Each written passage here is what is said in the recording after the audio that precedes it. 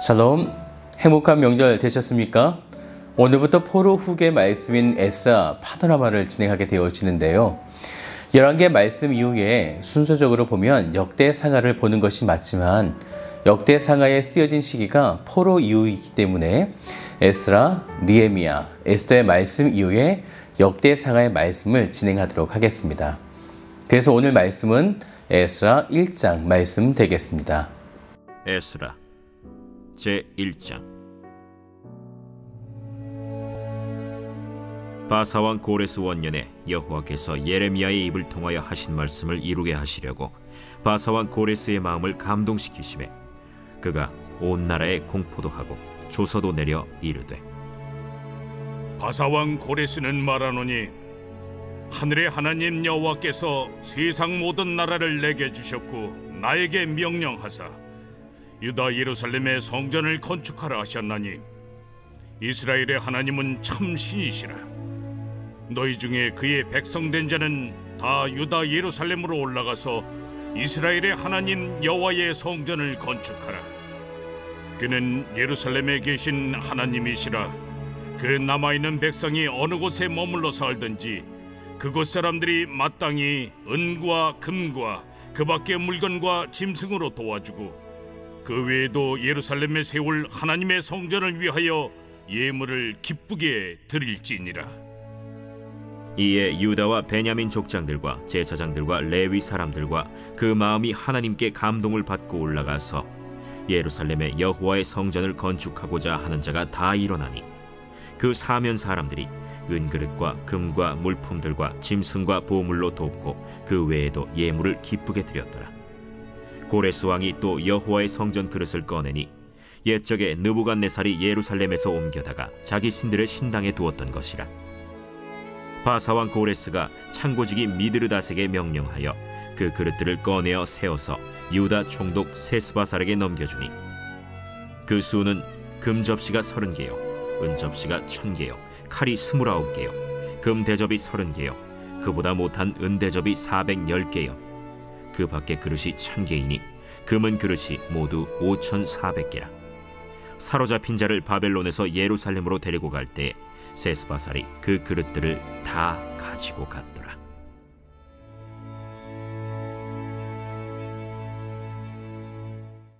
에스라서의 말씀은 열왕기의 시대의 마지막 내용이었던 바벨론을 통해 멸망을 받은 이후에 70년이라는 포로 시절을 보냈고 예루살렘으로 다시 돌아온 시기의 말씀을 우리에게 전해주고 있습니다. 에스라서는 크게 두 부분으로 나누어 볼 수 있는데요.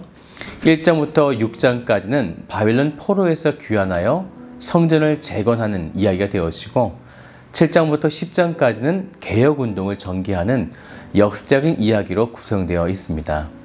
그러다 보니 에스라서의 중심적으로 다루고 있는 주제의 흐름은요, 바벨론에 의해 성전이 불태워지고 70년의 포로 생활에도 불구하고 여전히 하나님의 구원 계획은 패하거나 중단되지 않았다라고 하는 이 사실을 중심으로 오늘 우리에게 말씀을 전해주고 있습니다. 이런 게 상하를 통해 죄의 결과는 심판이라는 결과를 우리에게 보여준다면 에스라서와 느헤미야의 말씀은 그럼에도 하나님은 언약에 신실하셔서 그 약속을 지키시는 과정을 회복기라는 시기로 우리에게 보여주고 있습니다. 오늘 본문 먼저 1절을 함께 같이 볼까요? 바사왕 고레스 원년에 여호와께서 예레미야의 입을 통하여 하신 말씀을 이루게 하시려고 바사왕 고레스의 마음을 감동시키심에 그가 온 나라에 공포도 하고 조소도 내려 이르되. 순서를 잘 보셔야 합니다. 바사왕 고레스가 먼저 공포를 하고 조소를 통해 선포된 하나님의 말씀을 이루기 위해 고레스를 감동시켰다. 이것이 먼저 나오고 있다는 거죠. 그러면 예레미야의 입술로 선포된 하나님의 말씀이 무엇이었을까요? 예레미야 29장 10절 말씀을 보면요. 여호와께서 이와 같이 말씀하시니라. 바벨론에서 70년이 차면 내가 너희를 돌보고 나의 선한 말을 너희에게 성취하여 너희를 이곳으로 돌아오게 하리라. 70년의 기한이 다 찼고 하나님은 그때 고레스를 감동시켜 이들을 놓아주게 된 거죠. 이렇게까지 하나님은 고레스가 어떤 마음을 품어야 하는지, 또한 그 성품과 인격까지도 만지고 계심을 오늘 우리가 볼 수 있는데요. 또한 그뿐 아니라 바벨론이 메대와 바사 연합 왕국으로 바뀌어지고 이후에 바사 왕국으로 이렇게 나라가 또 바뀌어지는 과정 속에 이 모든 역사의 과정들이 우연적으로 일어난 것이 아니라 하나님이 계획하신, 특별히 오늘 1절의 말씀을 성취하시기 위함이었다라는 것입니다. 그래서 바사 왕의 고백을 한번 좀 들어볼까요? 2절 말씀이에요. 바사 왕 고레스는 말하노니 하늘의 하나님 여호와께서 세상 모든 나라를 내게 주셨고 나에게 명령하사 유다 예루살렘의 성전을 건축하라 하셨나니. 계속해서 3절도 보세요. 이스라엘의 하나님은 참신이시라. 너희 중에 그의 백성 된 자는 다 유다 예루살렘으로 올라가서 이스라엘의 하나님 여호와의 성전을 건축하라. 그는 예루살렘에 계신 하나님이시니라. 이 말씀을 보면요, 마치 하나님을 섬기는 이스라엘의 왕처럼 느껴질 정도이죠. 더욱이 이 성전을 짓기 위해서 함께 따라가지 않고 남아있는 유다 백성들에게는 은과 금과 짐승들을 내어주어서 예루살렘에 세울 하나님의 성전을 위하여 예물을 드리라, 이렇게까지 하고 있다라는 거예요. 그때 하나님의 감동을 받은 사람들과 족장들이 예루살렘의 성전을 건축하고자 다 일어나게 되어지는 감격적인 역사가 시작되어지는 거죠. 참 놀라운 것은 사람들이 폐허가 된 예루살렘에 가면 자기의 집이나 밭이나 땅이나 사실 제대로 된 것이 아무것도 없습니다. 그러면 그 땅에 먼저 도착하게 됐을 때 가장 먼저 해야 될 것은 먼저 그들의 터전을 만드는 것이 가장 먼저일 것이에요. 그런데 오늘 그들은요, 이 고레스의 왕 말처럼 성전 짓는 것을 가장 먼저 시작하고 있더라는 것입니다. 그들이 알게 된 거죠.